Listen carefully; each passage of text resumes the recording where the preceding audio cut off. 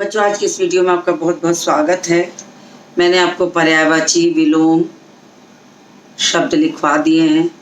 आज बारी है समरूपी भिन्नार्थक, समश्रुति भिन्नार्थक, यानी इनको कहते हैं जो शब्द सुनने में समान हो मगर अर्थ में भिन्न होते हों। सुनने में समानता सी लगती हो लेकिन अर्थ उनके बिल्कुल अलग अलग होते हों, तो ऐसे शब्दों को हम कहते हैं श्रुति सम भिन्नार्थक। जैसा शब्द से ही पता लगा, श्रुति सम यानी सुनने में समान, श्रुति मतलब सुनना, सम मतलब समान, श्रुति सम, और भिन्नार्थक मतलब अलग अलग, भिन्न अर्थ यानी अलग अर्थ देते हो, सुनने में समान हो मगर अर्थ अलग देते हो, ऐसे शब्दों को कहते हैं श्रुति सम भिन्नार्थक या सम श्रुति भिन्नार्थक। तो मैं आज इसी को लिखवाने चल रही हूँ, तो आप अपनी कॉपी किताब के साथ तैयार होइए। चलते हैं, शुरू करते हैं। मैं हेडिंग डाल दे रही हूँ यहाँ पर।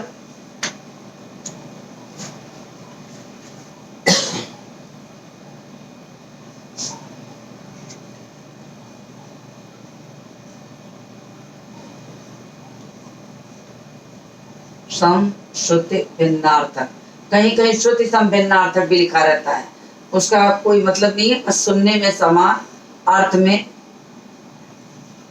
अर्थ में अलग अलग।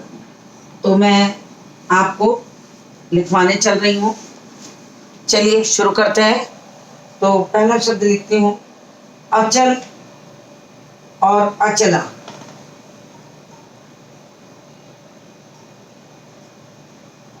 अचल और अचला,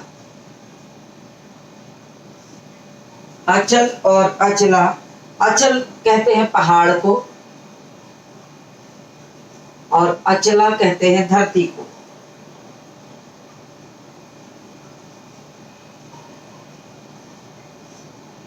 फिर दूसरा शब्द है अणु और अनु। अणु, अणु और अनु। अणु कहते हैं कण, किसी भी चीज के छोटे छोटे कण हो, और अनु कहते हैं अनुसरण यानी पीछे, अनुशासन, शासन के पीछे या शासन के अनुसार। फिर तीसरा शब्द है अनल और अनिल।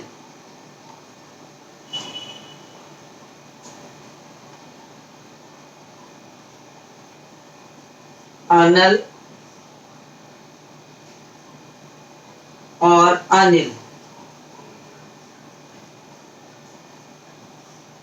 अनल मतलब आग और अनिल मतलब हवा। आग और हवा। फिर चौथा शब्द है अचर और अचिर।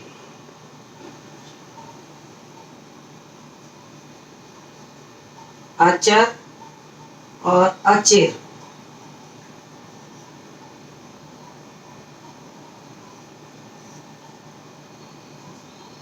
अचर और अचिर।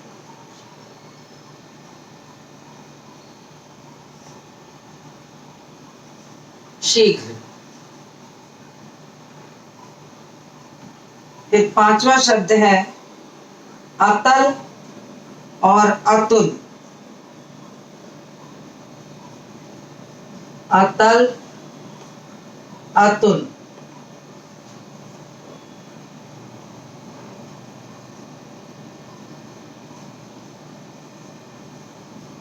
अतल का मतलब होता है गहरा। अतल का मतलब होता है गहरा, और अतुल का मतलब होता है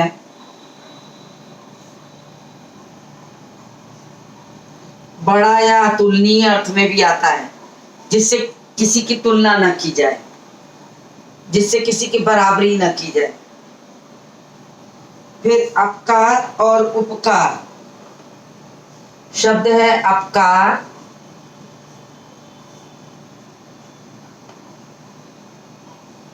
और उपकार। तो अपकार का मतलब होता है बुरा, और उपकार का मतलब होता है भला या भलाई। भला या भलाई कुछ भी कह सकते हैं। तो आपको दिखाई दे रहा होगा बिल्कुल अच्छे से। तो मैं उस तरफ भी लिख देती हूँ, फिर उसके बाद बोर्ड रब करूंगी। तो पहले इस तरफ लिख देती हूँ, फिर हट जाऊंगी, फिर आप स्क्रीनशॉट ले लीजिएगा, क्योंकि लिखने में फिर आप लिख नहीं पाएंगे, क्योंकि वो दूर अलग पड़ जाएगा आपसे। तो मैं शुरू करती हूँ लिखना। इस साइड लिखूंगी, तब तक आप, मैं हट जाऊंगी पीछे, तो आप स्क्रीनशॉट ले लीजिएगा। फिर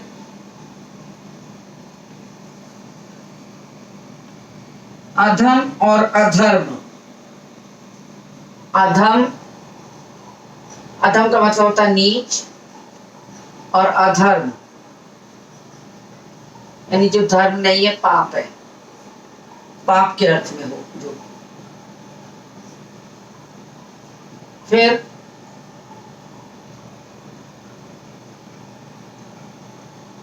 अंत मतलब समाप्ति, अंत,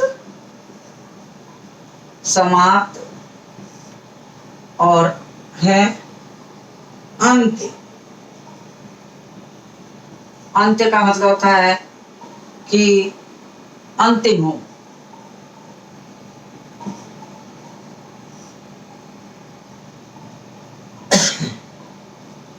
फिर अति और इति।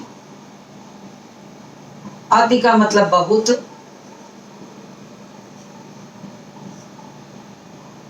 और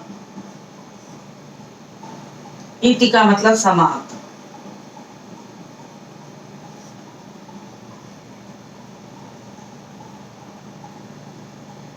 फिर अंश और अंश, अंश और अंश। तो इस अंश का जो मतलब होता है वो होता है भाग, और इस अंश का जो मतलब होता है उसको कंधे को कहते हैं, कंधा।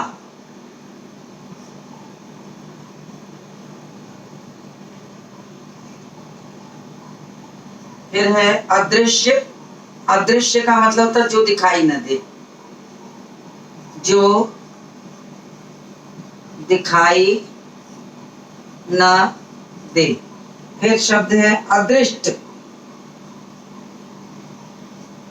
अदृष्ट का मतलब होता है भाग्य।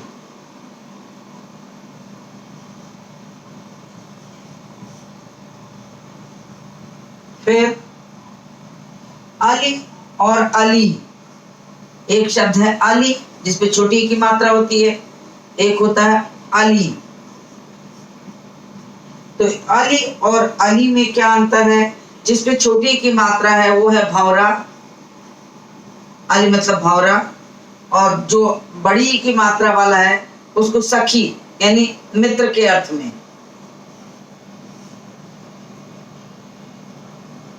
मुझे लग रहा है इससे नीचे नहीं दिखाई देगा आपको, नहीं दिखाई देगा, तो मैं किनारे हट रही हूँ। आप इसका स्क्रीनशॉट लीजिए। मैं बिल्कुल किनारे आ गई हूँ, आप स्क्रीनशॉट ले लीजिए, क्योंकि एक साथ नहीं लिखा जा सकता, और मैं बीच में रहूंगी तो आप दूसरी तरफ का लिख नहीं सकते हैं। तो आप स्क्रीनशॉट लीजिए, मैं कुछ सेकंड आपका इंतजार कर लेती हूँ।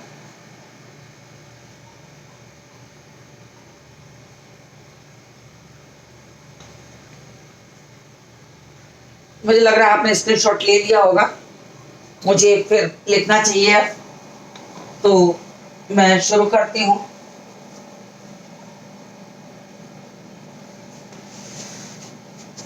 मैं इसको रब कर दूं, तब तक उधर का रहने देती हूँ, आप उसको लिखिए।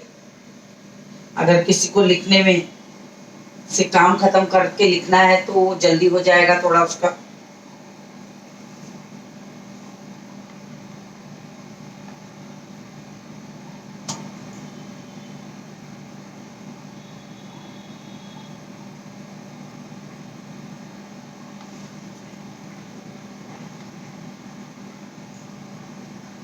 तो नंबर डाल देती हूँ।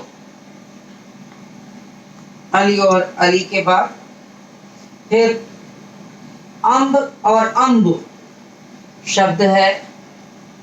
अम्ब, अम्ब और अम्ब, तो दोनों शब्द में बहुत थोड़ा सा अंतर है। तो ऊपर वाले को अम्ब का मतलब होता माता, और नीचे वाला जो अम्ब लिखा इसका मतलब होता पानी।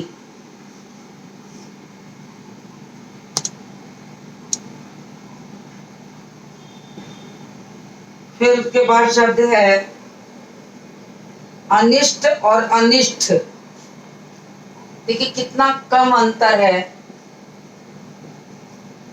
एक शब्द है अनिष्ट, इसमें ट है उसमें ठ है। अनिष्ट का मतलब हानि होता है। और दूसरा शब्द है अनिष्ट, एक में ट है और दूसरे में ठ है। तो अनिष्ट का मतलब निष्ठा रहित, यानी जिसके अंदर निष्ठा ना हो, ईमानदारी ना हो।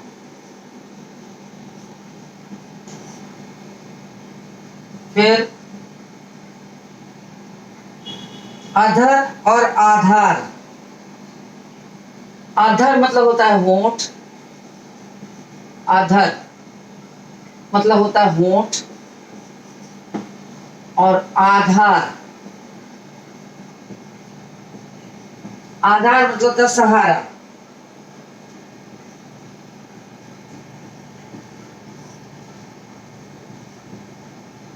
फिर होता है अवधि और अवधि। देखिए दो शब्द हैं, छोटे छोटे अंतर हैं इसमें।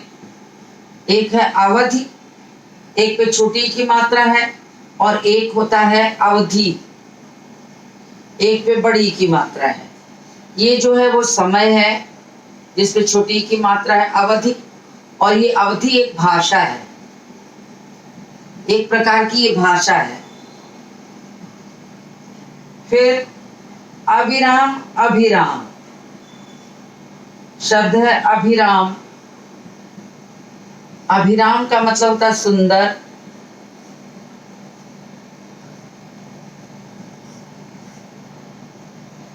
और अविराम होता है बिना रुके। दूसरा शब्द होता है अविराम, तो आप लगातार कहेंगे या बिना रुके भी कह सकते हैं। लगातार कह दीजिए चाहे बिना रुके।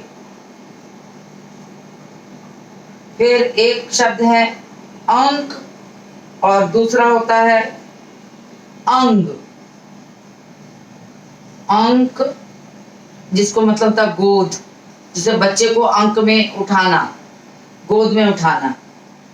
और अंग तो आप जानते ही हैं, शरीर के भाग को कहते हैं। अंग मतलब शरीर का भाग।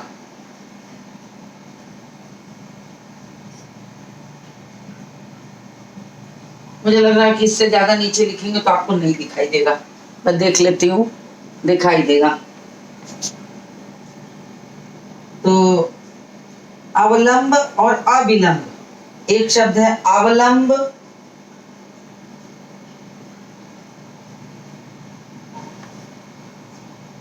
एक शब्द है अवलंब, इसका मतलब होता है सहारा, और एक होता है अविलंब, बिना देर किए, बिना देर किए।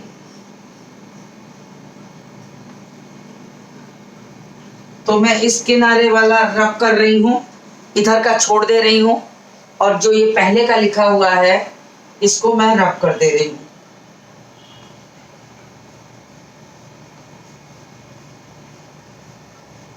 ये पहले का लिखा था, इसको रब कर रही हूं। इधर का लिखा हुआ मैंने छोड़ा है, जो आपको दिख रहा होगा। मैं बिल्कुल किनारे हूं, मैं इस साइड लिखते चल रही हूँ। फिर मैं खुद हट जाऊंगी कुछ सेकंड के लिए, आप स्क्रीनशॉट ले लीजिएगा। फिर इधर हो गया अवलंब, फिर अविलंब, फिर आगे लिखती हूं आसन और आसन शब्द है।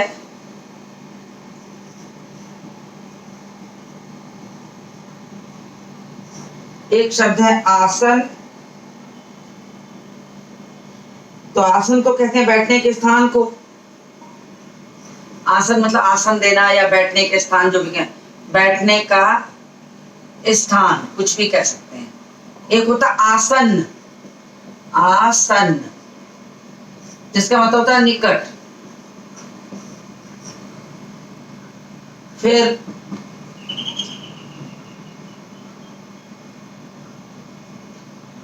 अपेक्षा और उपेक्षा। एक शब्द होता अपेक्षा, तो अपेक्षा कहते हैं उम्मीद,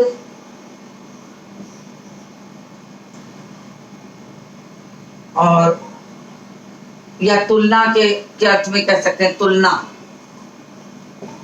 और उपेक्षा कहते हैं, उपेक्षा कहते हैं तिरस्कार को। तिरस्कार मतलब होता है किसी को घृणित नजर से देखना। तो उसके बाद अभय और उभय। एक होता अभय, अभय मतलब होता है निडर, और उभय एक शब्द होता है, उभय शब्द जिसको कहते हैं बीच में, यानी किसी दो चीज के बीच में। फिर अर्घ और अर्घ्य, दो शब्द होता है, अर्ध और अर्घ्य। एक शब्द होता है अर्ध जिसका मतलब होता है आधा, और एक होता है अर्घ्य देना। अर्घ्य देना मतलब जैसे सूरज को दिया जाता है, पूजा करना का अर्थ होता है। तो देखिए इतना मैंने लिखा, देखा आप दिखाई दे रहा है, देख लेती हूँ। इसके बाद देखिए कि एक शब्द होता है आदि और एक होता है आदि। तो एक शब्द होता है आदि जिसमें छोटी की मात्रा होती है, शब्द ऐसे लिखा जाता है, देखिए आदि। तो और एक होता है आदि, तो इस आदि का तो मतलब होता है आरंभ, और इस आदि जिस पे बड़ी की मात्रा होती है उसको कहते हैं अभ्यस्त।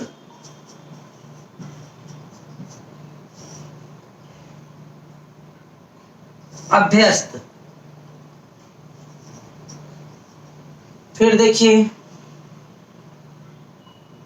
आवास और आभास।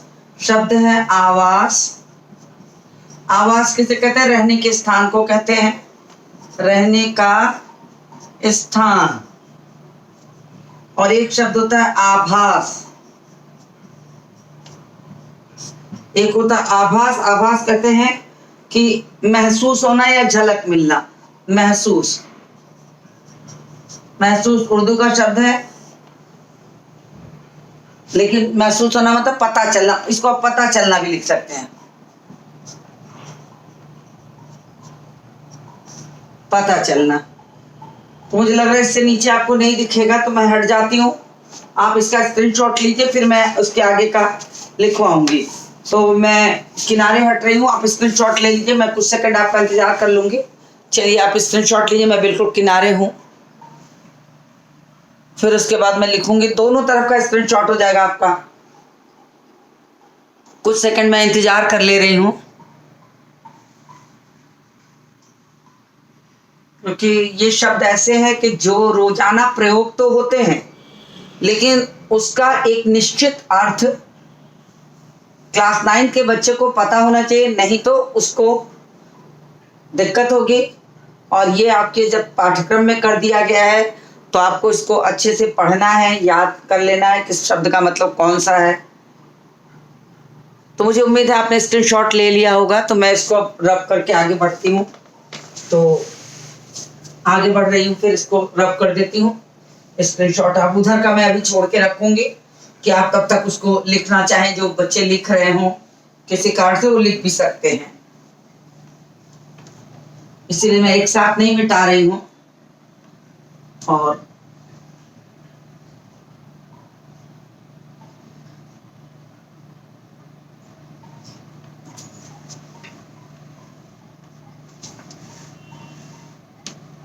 तो देखिए इधर का छोड़ दिया मैंने, फिर इधर का ही स्क्रिप्ट मिटा रही हूँ।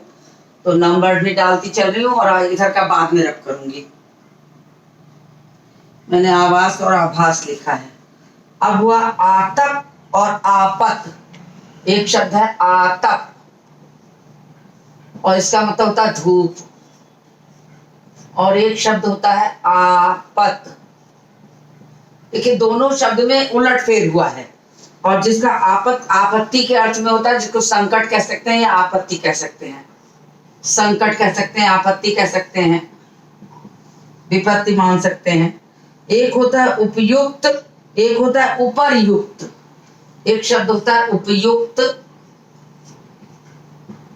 जिसका मतलब होता है उचित, और एक शब्द होता है उपर्युक्त। अगला जो होता है उसमें एक रेफ लगी होती है, बस इतना ही अंतर है। यहाँ पर एक रेफ है, इसका मतलब होता है कि ऊपर लिखा गया या ऊपर कहा गया।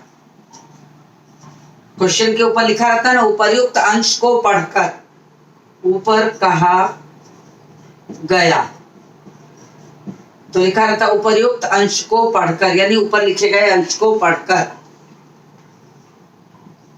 दोनों शब्द में बहुत थोड़े थोड़े अंतर हैं, लेकिन अर्थ में बहुत अंतर हो जाता है। और ये होता है और की तरफ, और होता और, जिसको हम योजक कह सकते हैं या जोड़ने के अर्थ में, तथा के अर्थ में भी कह सकते हैं। फिर एक होता है उद्यत, एक शब्द होता है उद्यत। शब्द पे ध्यान दीजिए, उद्यत मतलब तैयार होना, तैयार हर समय मतलब तैयार रहना। और एक होता है उद्धत,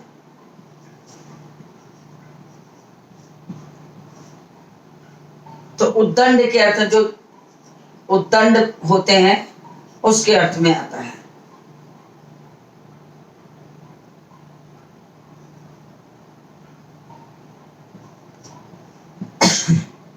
फिर एक होता है अगम, दूसरा होता है आगम। तो अगम, गम मतलब होता है जाना, अगम मतलब जहां जाया ना जा सके, जहां पहुंचा ना जा सके। और दूसरा शब्द होता है आगम।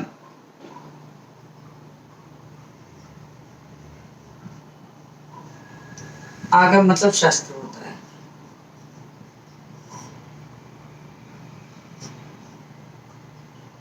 एक होता है आमरण, एक होता है आभरण। एक शब्द होता है आमरण, आमरण का मतलब होता है मृत्यु तक।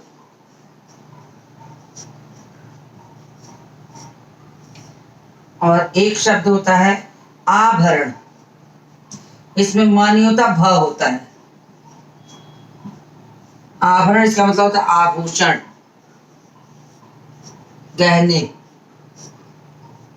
तो देखिए मैं इधर का लिख लूं, फिर आपको स्क्रीनशॉट दूं, क्योंकि अभी मैंने पूरा नहीं किया है, तो स्क्रीनशॉट लेने में आपको फिर दिक्कत होगी। तो मैं इधर का भी जब लिख लेती हूँ तो फिर आपको स्क्रीनशॉट दूं। मैं इधर का भी रब करने जा रही हूँ, तो मैं इधर का रब कर देती हूँ।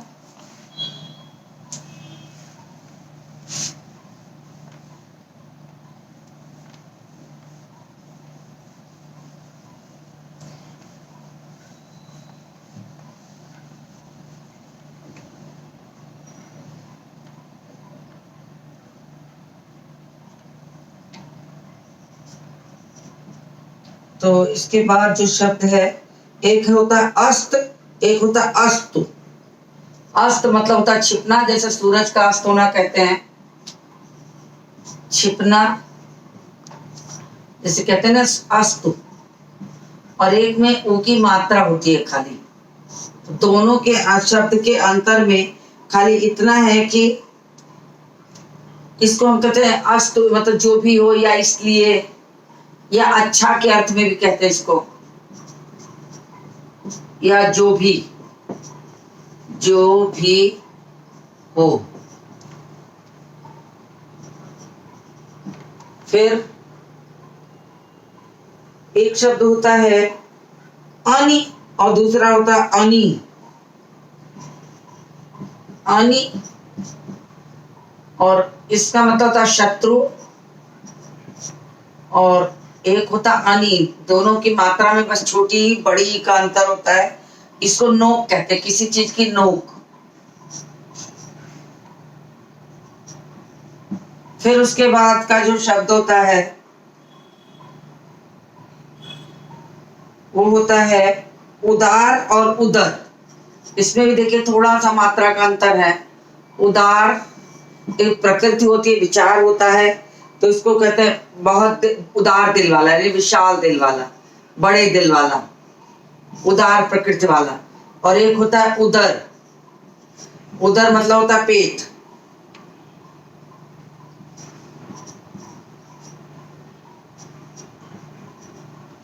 फिर एक होता है कंकाल और एक होता है कंगाल। कंकाल कहते हैं हड्डियों के ढांचे को,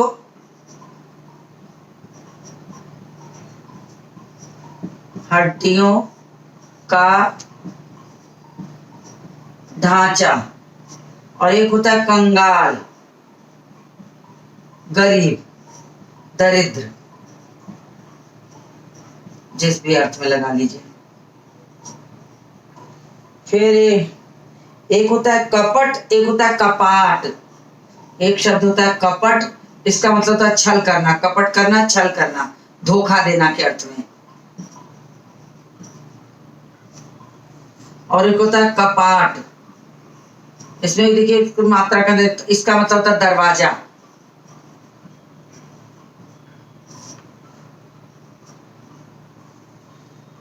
फिर एक देखिए ये होता है क्रम, ये है कर्म, कर्म मतलब काम। और एक होता है क्रम, इसमें ऊपर रेफ लगी है, इसमें पदेन्द्रा है, इसमें होता है व्यवस्था, क्रमानुसार। इसको कहते हैं क्रमानुसार। ये पदेन्द्रा है, ये रेफ है। मुझे लग रहा है इससे ज्यादा आपको नहीं दिखाई देगा, आप देख लीजिए और स्क्रीनशॉट ले लीजिए। बहुत होगा, एक शब्द या दो शब्द और आएंगे, तो स्क्रीनशॉट ले लीजिए आप इसका। मैं बिल्कुल किनारे हूं, इधर से भी हट जाती हूं ताकि आपका स्क्रीनशॉट बिल्कुल साफ आए। चलिए, स्क्रीनशॉट आपने ले लिया होगा। मैं उधर के हिस्से को छोड़ के इधर का सिर्फ लिख रही हूं।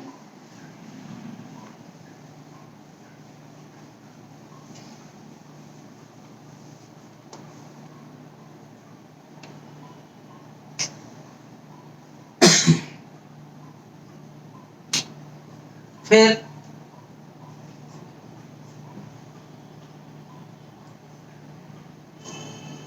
एक होता है कली, एक होता है कली। एक कली होता है, इस पे भी देखिए मात्रा का सिर्फ अंतर है। इस कली का मतलब कलयुग से है, कलयुग, इसको कहते हैं कली।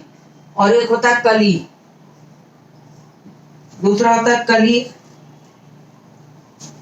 यानी फूल की कली या फूल का आरंभिक रूप, फूल का आरंभ, फूल या फल का, जिसका भी कह सकते हैं। फूल या फल का, किसी का भी फल का आरंभिक रूप जो होता है वो कली होता है। उसके बाद है करोड़ और करोड़। देखिए, एक शब्द होता है करोड़, तो 100 लाख को कहते हैं करोड़, 100 लाख करोड़ होता है। एक होता है करोड़, इसको गोद कहते हैं, करोड़।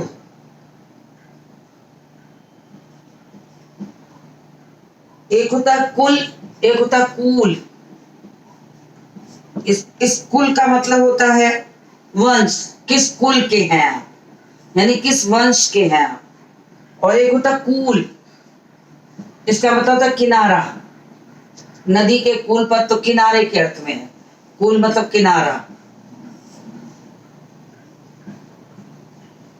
फिर कांत और क्रांति। एक होता है कांत, इसका मतलब होता है पति, कांत, और कांता का मतलब होता है पत्नी। और दूसरा शब्द है क्रांति, कांति, कांति का मतलब होता है चमक।